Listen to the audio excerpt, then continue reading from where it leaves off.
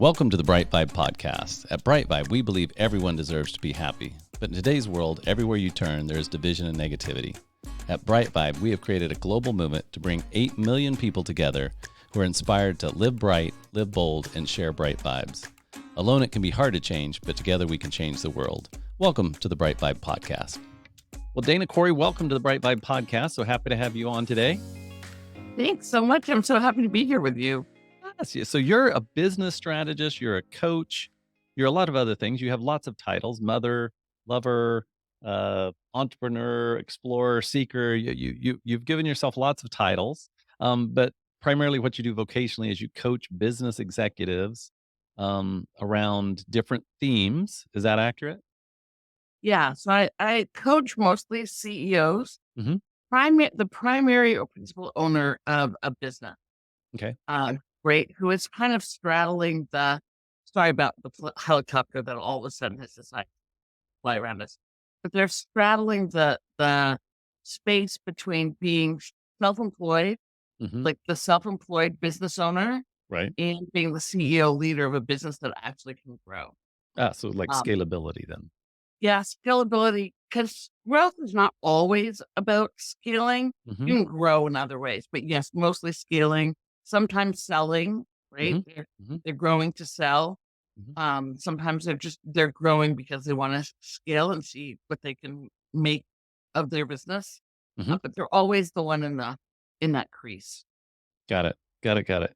And so we were talking a little bit pre-show of something that, so we'll definitely, use that as the lens we're looking through. Well, let's start with just what in the world got you interested in helping people or business CEOs, when we say CEOs, it sounds like business owners, whether you're a solo entrepreneur all the way up through running a large corporation. But Yeah. why on earth are you a business coach? Well, there's so many reasons, Matt. Mm-hmm. So first of all, I grew up in an entrepreneur's household. My husband was, my father was a business owner. Mm-hmm. My grandfather was a business owner. And as my husband says, I have generations of peddling in my DNA from, Mm-hmm. the shtetl all the way. So that's, I think, why business is in my blood. Mm-hmm. Um, and I actually started working when I was 27, promised that I would never work for anybody else. Mm-hmm. And then I went on for 10 years to have a family and kids and move to the country. And the first business I did was to get out of the house, get away from my kids, who I love, but they were homeschooling and I knew to get away. Right. And I did what many women do, which is I did party plan. Like Oh. I Uh-huh. did Pampered Chef, and I did that for a while. And then when I got divorced and needed to support my kids better, that wasn't enough money. Mm-hmm. So I stayed in the party plan industry, but I went from kitchen tools to selling sex. Oh, that's funny. Okay, great. So, And okay. really what I found is that coaching, when you're in that industry as a Mhm. career, not just for a little extra money, Mhm. it's not just about what you sell, but really about helping other people Mhm. sell and build businesses. Mhm. And by the time I finished my 16-year run in direct sales, I had helped over 250 women Mhm. start businesses, grow businesses. And I love coaching. I'm really good at it and I Mhm. really love it. I have this theory that we love the things we're really good at, Mm. Mhm. Makes sense. right? Because we feel great when we do Mhm. them. And so that's what I ended up. Oh, excellent. And then typically, when you're working with business owners, what are you? Is there a general theme or something that you're typically focused on to help that business? I mean, why is a business owner, I guess, engaging with you or engaging in what you do? Why are they, whether it's you or someone else, why is a business owner typically coming to a coach? Um, the business owners that come to me are really coming to me because they can see growth. They can taste it and they Mhm. can see that it's possible, but they keep bumping up against either this or that. And then most of them, not all of them get to this point, but most of them get to this point where, oh, it's me. Mm. It's me. I can't get out of the way enough for my business to grow. And I don't know how to get out of the way. Hmm. I if I don't hold it together, the thing will fall apart. Got it. Or I don't have enough time left in my day because I'm doing all the things. Or I don't know how to hire the right people. Every time I hire, I get burned. So I don't, what do I do? So they know that they're the ones who are stopping the growth. They don't know, but they don't know how to get out of it. Hmm. And how I help them is twofold. One is I've had years and years of experience with hands-on business tactics and Hmm. strategy. Like, do this, action-based stuff, right? But also, I've had 4 decades of study into how the brain works. I did neurobiology in college, and I'm fascinated by the way our brains work. Hmm. And so I work a lot with internal workings of how we experience and interpret the world in which we live based on the unconscious structures that we have built both from DNA and from our family and from experiences that we can't vocalize them, but they're there and um they decide how we act in the world. And oftentimes when that happens, or we all have it, it's human, right? It's what happens to all of us. There are patterns that we have or ways of thinking that really do help us get to where we want to be, but there are others that keep us from getting to where we want to go. And Hmm. so I help people sh- sh- figure out how to get see the world in a different way, see their world in a different way.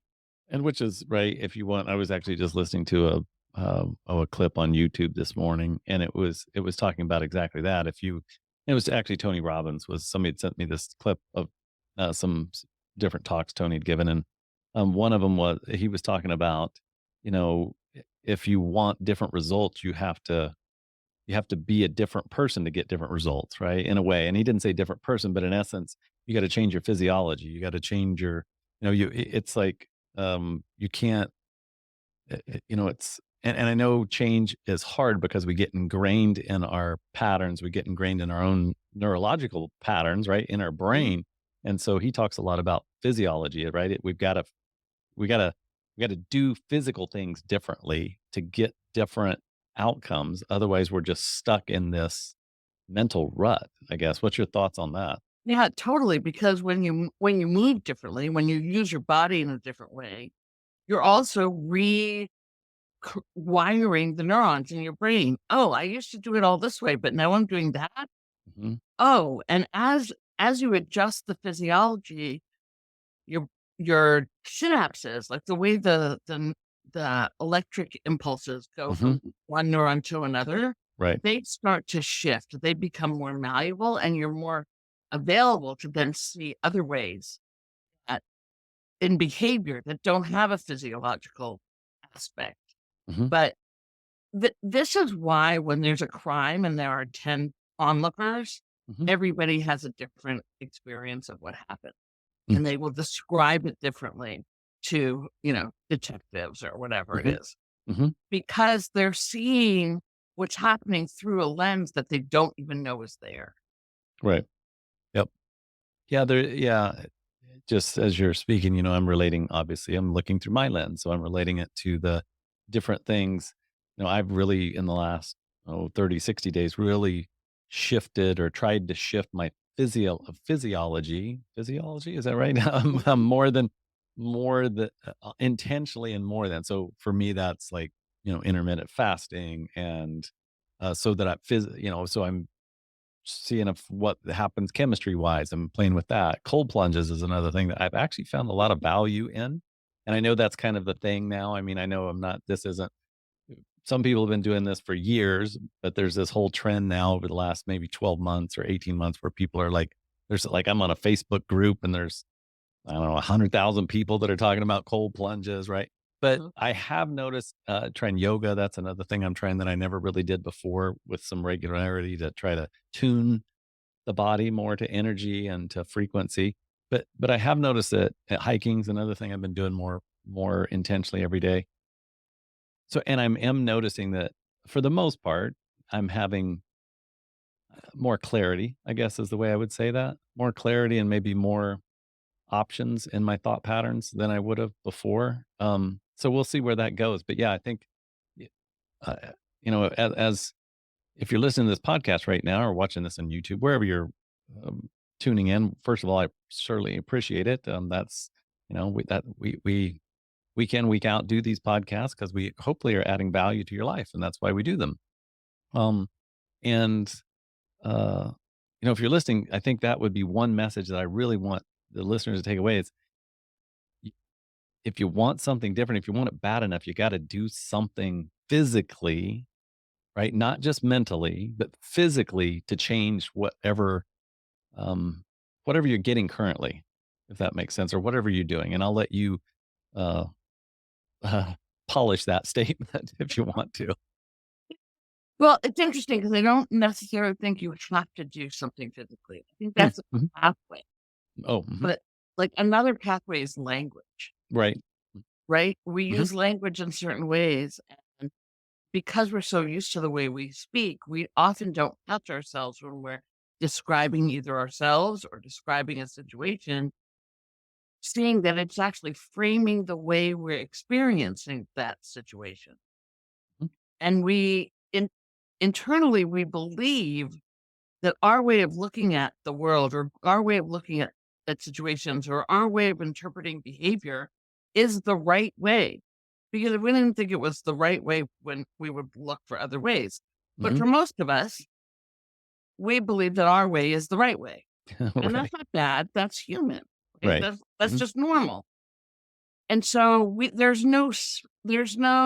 um, there's no space between what we think and what's happening out there in the world. Like it's all one as far as we're concerned. And sometimes we think of it as the truth with a capital T. mhm,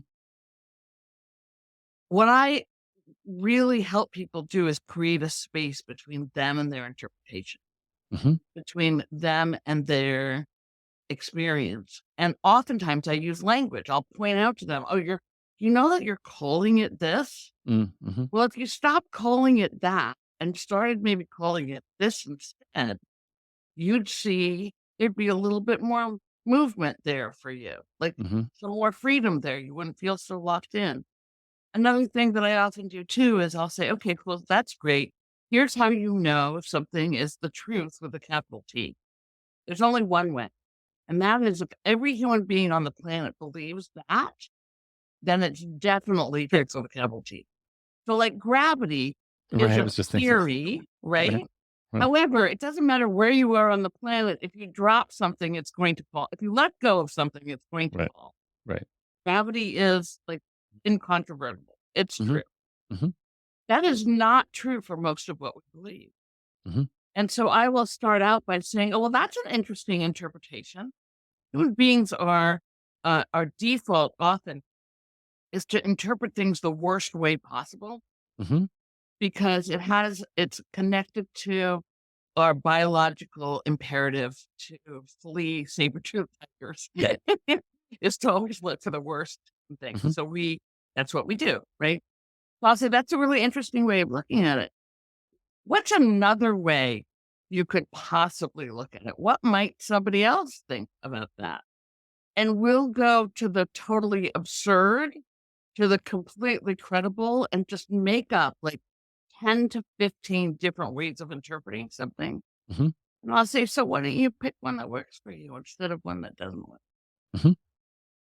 And just the ability to come up with other interpretations, again, gives them some space. Of course. Yep. Yeah, because, it well, I don't know. Lately, I've been contemplating on several things, but one of them is it seems like we're feeling and emotional creatures. It seems like we're always chasing a feeling or we're always motivated by a feeling. And it doesn't matter how cerebral we are or not. There's even feelings in just thinking about. I mean, it's like, okay, I want a new car. Why do I want the new car? I'm trying to get a feeling. Why do I want to exercise? I'm trying to get a feeling, right? A feeling of being healthy or a feeling of being more vibrant. There's always these things. And it's like, okay, so to your point, what story am I going to tell myself to get the results that I want in that moment? So it's okay if I say, you know what, I want to feel more vibrant. So therefore I'm going to go ahead and work out today when I don't feel like working out because I want to feel more vibrant. And and using that story for motivation versus using a story of, well, I don't feel good today, so I'm not going to work out. I'm going to do something else. It's not a big deal. So I could tell myself a story, an empowering story or a disempowering story. And I think then in that in that in that decision is the free will, right? To choose, am I going to tell myself an empowering story or disempowering story? Exactly. Yeah, totally. There's absolutely, it's always a choice. You Right. get to choose how Yeah. you, but oftentimes we don't think we have a choice in how we interpret things. Right. We think that just is how it Yep. is. And it really does. I mean, I don't think that you have to have a coach, right? I'm a Right. coach. Yeah. You Yeah. don't Right. have to have a coach. Hmm. Many people will get to where they want to go without a coach. Generally, they get there slower, but they'll Right. get without a coach. Right. The thing that it is where coaches are invaluable is that they can get you to be kind of taking it back to what you were talking about, to be a different person or a different version of yourself, Hmm. someone that can hold something bigger because it you don't have if you have instructions about being human, they're written on the back of your head under there. Like you can't see them. Right. You don't know what they are. So it takes somebody else to be able to see that. And I think that is really the value of where coach stands. Hmm. Is that Is the perspective? Yeah. Yep. The other thing that you said too is about the physiological and Hmm. and moving in a different way. Hmm. So once a year, I take CEOs overseas Hmm. for a week for what I call an expansion experience. Hmm. The whole point being to get them out of their daily routine, Right. right? So that and it's a little bit uncomfortable. So I don't take people to places that everybody goes. Like we don't go to Italy, right? We don't go to although that would be lovely. Yeah. Like go to Morocco. Okay. All right. This year we're going to Oaxaca. We've been to Mhm, Portugal. Before all the crowds got there. mhm, We want to be just a little discomfited mhm, and we immerse ourselves in the culture that we're there so that everything shows up differently. What's fascinating is when everybody goes home, all of a sudden their businesses take off because they've reignited that creative visionary that was there because their brain is no longer focused on do this test, do this test, do this test. mhm, And they've seen how other people in other cultures handle very similar challenges mhm. to what they're having, and they can bring that back. But mostly they've cleared out so much clutter because they're not carrying around all that stuff that we carry around when we're in a routine. Right. Yeah. And that's, I mean, obviously that's why people maybe don't consciously know, but a lot of times people take vacations to try to do that, right? To get in a different environment, to clear the head, to de-stress. It's just how do we incorporate those same principles into our everyday life so that we don't, so that we're kind of in essence living on vacation or, at least having that mindset as much as we can versus having to wait for a week a year or 4 weeks a year or the next vacation to feel rejuvenated or refreshed or different thoughts or different things. So what would be some ways that, you coach people to kind of help stay in that mindset of kind of that cleared out mindset or that more um vibrant type mindset? I think one of the biggest things that I teach and talk about is about time and how you deal Mhm. with. Mhm. So there's two aspects of time. There's the time you have. Well, that's where we start, right? Which is Mhm. time management. Like Mhm. how do you make a calendar that actually works for you, that takes into account how your brain works, Mhm. that takes into account that you don't want to be working 12 hours a day, right? Mhm. Like Mhm. that might have been okay when you were starting your business, but in the length of life that you have, it's not healthy, it's not fun, and that's not why you became a business owner, was to work all the time. So there's that. And gives you the freedom to be creative, to be Mhm. expansive, which your brain cannot be expansive when you're focusing on a specific thing. And so we start off with an empty calendar, Mhm. and we start with figuring out what priorities are what are the priorities here? Mhm. What are the most important things? And then we figure out how to kind of a combination of time blocking and deep work project working, Mhm. which is also a way of time blocking. Um, I have found though that everybody, we all have different brains. So what works for the way my brain works is different from the way that your brain works. So if I were to hand you a calendar that said, okay, I want you to do these things in this order on these days of the week, Mhm. you wouldn't be able to do them because your brain is like, I don't work that way.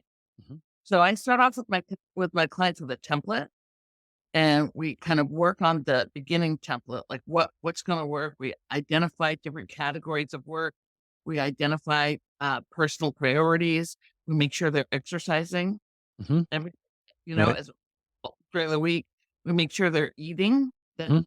shocking how many people pretend to eat at a desk while they're working. That's not, you got to get up and go eat.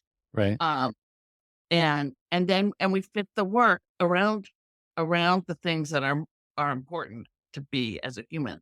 And Mhm. then they go out and try it. They live their calendar and they come back with, okay, I did these things, but I didn't do this. I did something else.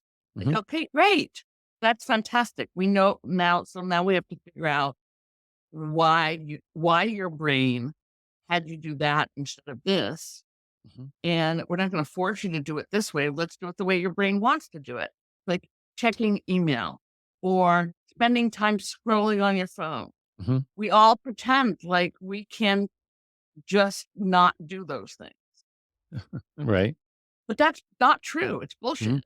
Mhm. So instead, schedule scrolling into your Right. day. Right. Right. Yep. Like allow yourself to be mindless and just scroll or play a stupid game on your phone.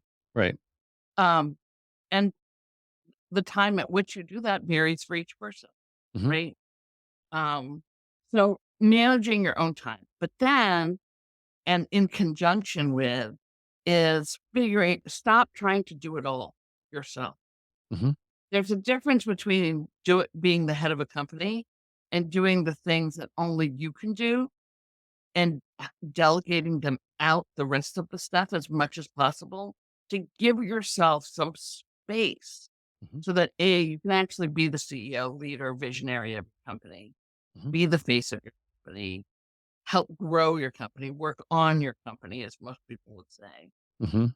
instead of having your hands in every single pie and not being able to have that kind of vision. Mhm. And so I help people with figuring out what to delegate, how to hire the right people, who to hire first, how to afford to them, Mhm. all in the name of manipulating time. Mm. Mhm. Yeah, I've heard it said like buying your time back. Mhm. Is and sometimes that's literally spending dollars and having Mhm. people. And I think as especially a solo entrepreneur or an entrepreneur that doesn't have a lot of employees, I think it's sometimes super challenging to make that leap, because there's this misbelief or misunderstanding that only you can do it. And I guarantee you, when you die, somebody else will be doing what you're doing, whatever that is.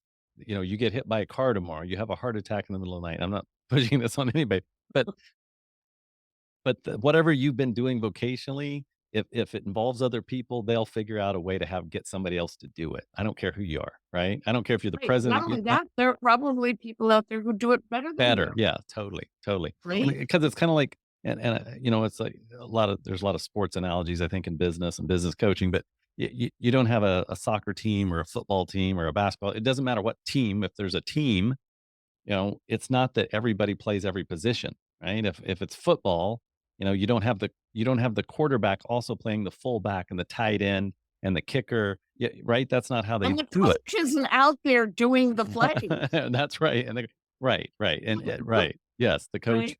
and in this case, the analogy is that at some point, if you're a business owner or even a manager, you want to move to the coaching spot. And then if you get really good at balance, I think you actually move to the owner's box, right? Absolutely. And And you so the become the conductor, right? right. You become the conductor where you can see the whole thing, you can Mhm, see all the parts moving, and you can see what is coming down in the future. Like there's a much higher level view. mhm, And that's where strategy really, really makes a difference. mhm. That's where vision really makes a difference. But you can't have those things if your fingers are always, you're trying to be on the field doing all of the position. Right. Totally, totally, totally. Yes, and I think yes, and so, yeah, that's I guess, the challenge, and to all of us, because it doesn't matter what level, it doesn't matter if we're a solo entrepreneur, a manager at a company, an employee at a company, or a publicly traded CEO. There's always a next level. There's always there's always more refinement that we could do to schedule, to time, to delegation, right? There's always, I don't know when I It doesn't mean having to get up at 5 a.m. every right, morning, right? Like right, it doesn't mean that. right, And a yeah, lot of people, still follow those ideals. Like, oh, we mhm. have to get up at 5 a.m. to be successful and do, a million things before we even step foot in front of our computer or whatever. No, no, no, that's perfect. Yeah, and I've found some of the most highly effective, I'll say effective people are the people that most control their schedule and most control their schedule from distractions of the outside, right? I mean, when they get to when they're at a certain level of just not productivity, but just efficiency, they're super regimented in when they like check email, when they answer their phone. I mean, they've got their schedule dialed in to have the playtime and the rejuvenation time, and I'm saying highly effective doesn't mean that they can't be there's people that are highly dysfunctional that have tons of money and they make tons of money, but they're highly Yep. dysfunctional, right? And they're on Prozac and they're Yep. stressed out and their relationships are shit, and they're making a ton of money. I'm not saying yeah, I'm saying again, fulfilled, I guess. People who are highly fulfilled typically have dialed in their time. They're allocating their time in ways that they're, for the most part, in control of, I would say. Yes, I would They agree with you. right? They feel proactive versus reactive. They're saying, "This Yeah. is my," like you were talking earlier, they have planned their schedule, they plan their day to feel fulfilled versus, I was talking, part of what I do is, with a team of people is we coach people on how to, invest in real estate and how to make money in residential real estate. So one of our students reached out to me and he was like, "Hey, I want to learn more about positivity." And we got to talking. I said, "Hey, I've really changed my routine around, I don't check email in the morning. I don't check voicemail. I mean, until 11 o'clock in the morning, I've set my schedule up. So that's my first meeting. And then I'm actually checking email and everything after that. So I still want to be responsible. I still want to do stuff done, but I'm going to take the morning to kind of do my planning, to do, for me, physical exercise, whether that's hiking or working out, spending some time in scripture for me. I mean, I really want to set the day so that when I engage in the day, I can take on those things, and no matter what challenge comes, I'm more prepared. I'm not gonna say that I'm gonna get it right, but I'm more prepared, and it just is a lot better lot less stressful feeling. Because he was talking about the first thing he does, which I know most I did for a long time. The first thing he does when he wakes up is he checks his phone and starts going through email and seeing what he's gonna have to deal with in the day, and I was like, "We gotta," "That's not good." Or I'm not gonna beat around the It's bush. not No. as effective as you Right. think, Yeah, right? It totally, doesn't right, set you up to have the best day that you can have. right. Yep, And you can have a better day. You can go to bed feeling better than you did yesterday if you do something else first thing in the morning. mhm. Um, And I've also found, so for 2 years or 3, 2 or 3 years, I had an assistant at the time, and so that I don't now, but I stopped checking my own email. I was like, "I'm gonna have my Mhm. assistant check my email," and I didn't check email at all for, like, 3 years, and so but I was still being efficient because my assistant would be like, "Okay, she was checking my emails, so it wasn't like I just," and then, once business stuff shifted around during COVID and post COVID, I didn't really need an assistant anymore because I was actually more efficient. And I still don't have email on my cell phone, but So smart. I have it on my computer. And so I now, instead of being the reactive like rabbit that every time the bell dings, or the Pavlov's theory of the dogs, every time Mhm. the bell dings, I salivate. Now it's kind of like, okay, now I still get texts and phone calls and I still have social media on my phone, but none of that really causes me any stress. It's the email that would be the challenge, the business challenges. So it's like, okay, when I'm got my kind of game face on and got my day, I'm ready for my day, then I can check mail. And honestly, I look forward to it now. Before I used to dread it. It was like, what's going to be in there, right? What's going to be in there? What's going to hit? Right. What's gonna set me off today? Right. What's gonna, yeah, what am I gonna have to, yeah, put up with or deal with, or and Yep. now it's almost like, oh, I'm just really curious what's in my email today. It's like, whatever it is. A- and now it's to a point where it's like, yeah, it's almost fun in a game versus before it seemed like this punishing thing that I had to deal with, right? I had to deal with Yep. email. And now Yep. it's like, oh, this is fun again. But I had to have that, for me, that break. And so I'm Yeah. Totally.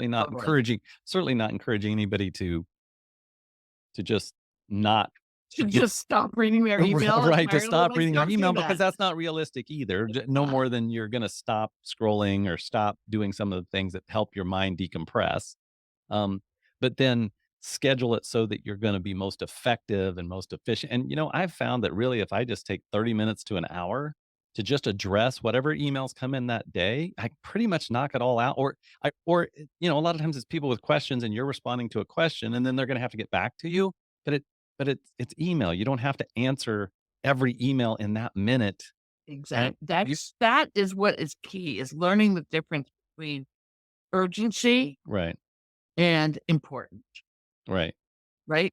Mhm, Because if everything is urgent, then nothing gets done right. properly. Yep, But if you can identify, oh, actually needs to be answered in the next yep, 10 minutes, yep. and most things do not. Mhm. When I was selling sex toys, my husband said to me one day on a weekend, he was like, there's no such thing as a sex toy emergency. Right. Like, you can Unless somebody turn got it off. shocked, or right? I mean, Uh, but then still they should go to the ER. It's like 911, just go to the ER. We can talk on Monday, right? exactly. But you have to learn the difference between it's urgent and it's important.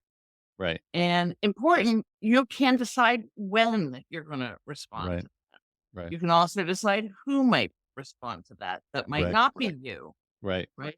And I love that you had your assistant doing your email for you. One of my clients actually has a company that does that Oh, that's very cool. for Mhm. people, Uh-huh. and she's been extremely successful because Mm. once people figure out Oh, that they don't have to do their own email, that there's mhm, actually really well structured processes for making sure that nothing falls mhm, through the cracks. mhm.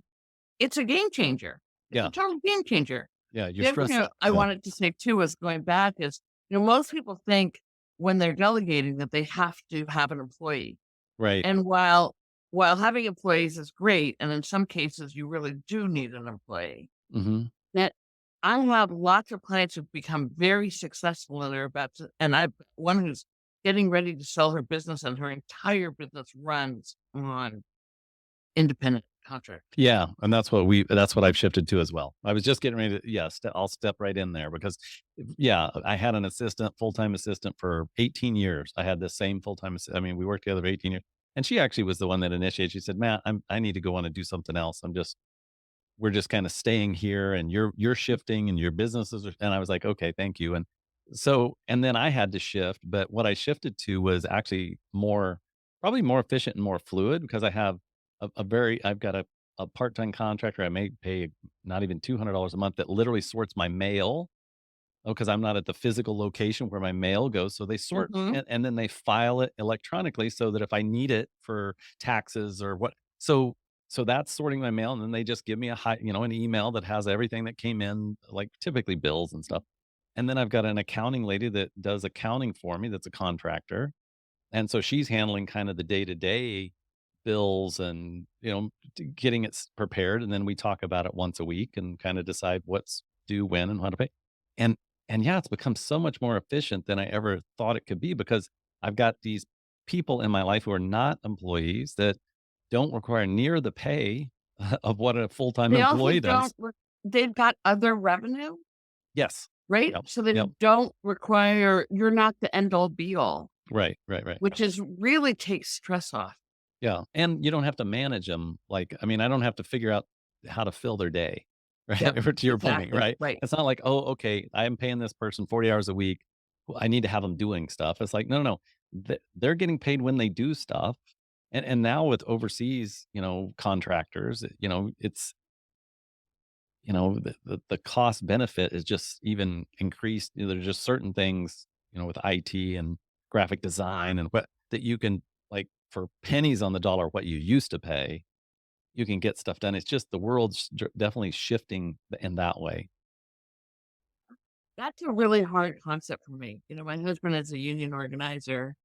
And unions are really big in my household. Oh And my. that's really hard, right? Mhm. Because on one hand, I'm a business owner Yeah. and I counsel business owners. On the other hand, I really believe that people, need to make a living wage Of course. and all of that stuff. And so I actually find myself coming up against this Uh-huh. quandary quite a bit because, there is ways to get s- things done much, much cheaper. Uh-huh. And so then looking at the costs in other ways too. But I just have Yeah. to bring that up. I'm Yeah, sorry, I'll put up and now. That's politics. no, no, no. It actually no. I had that a very similar moral dilemma until for me personally, I actually looked into it more and started talking to people in these countries that are, the Philippines is a Yeah. prime example, right? So in the Yeah. Philippines, a lot of customer service stuff, a lot of tech support, and you're maybe paying $5 to $10 an hour for something you would pay, in a European country or the States, probably 20, 25, $30 an hour for. Right. And because I had that same thing, I was like, why would they? Aren't I taking advantage? And that doesn't seem fair. But then when you look at the cost of living, at $10 an hour in the Philippines is like somebody making 80, $90,000 a year in the States, right? Just it's a Mhm. different cost of living. So it's kind of like then it becomes okay, am I American, which I am, or am I more expansive than that, right? And so we have a virtual team now in the real estate coaching business, and some of our people are overseas, and some of them are in the States, depending on what skill set we need. We don't necessarily just say, "Hey, let's try to hire everybody at $6 an hour." We've got people making a good living for the United States as well. It's just kind of what skill set do we, so it's a blend, I guess was my point. Yeah, But I totally. but I realize, if I'm gonna donate to, I think we give money to the organization that takes care of kids overseas and do things like that. And it's like, well, if I'm financially supporting people overseas anyway, this is just the same. And I'm not trying to sell you. I'm just telling you No, my own 100%. my own process was why would they deserve jobs too? And if Mhm. and if it's like I'm not going to be able to afford to hire it done because of where we're at in this business cycle, or I can hire it done and then we can grow, then that's also, good for them and good for us and good for the people we serve. So it's been interesting because that's been probably only the last year that's we've started using a blend, right? As we became more and more virtual, it just made more and more sense. So like video editors and graphic design people and some of them, not all of them, but some of those are overseas now. Yeah. Yeah. No, 100%. And I think that as we become more global Hmm. citizens, as a traveler, I've been traveling since I was 9 months old. And I've always said that when you travel, Hmm. when you go to different cultures, where you go to different countries, Hmm. humans all want the same thing.